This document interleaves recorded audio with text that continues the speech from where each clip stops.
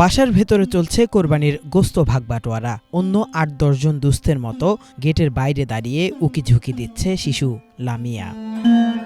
কিন্তু কারাকারির এই মাংস বিতরণে শিশু লামিয়ার ভাগ্যে জোটেনি তেমন কিছুই।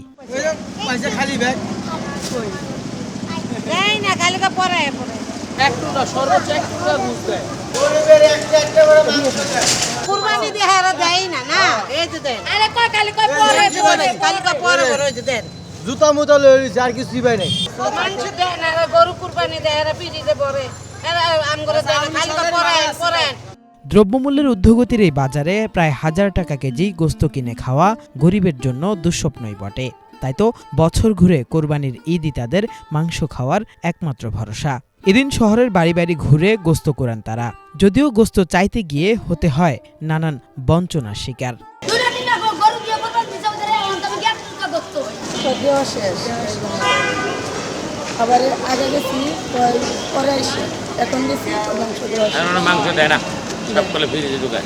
মহাগ্রন্থ আল কুরআনের সূরা হজের ২৮ নম্বর আয়াতে কোরবানি প্রসঙ্গে মহান আল্লাহ রাব্বুল আলামিন বলেছেন, তোমরা উহা হতে আহার করো এবং দুস্থ অভাবগ্রস্তদের আহার করাও।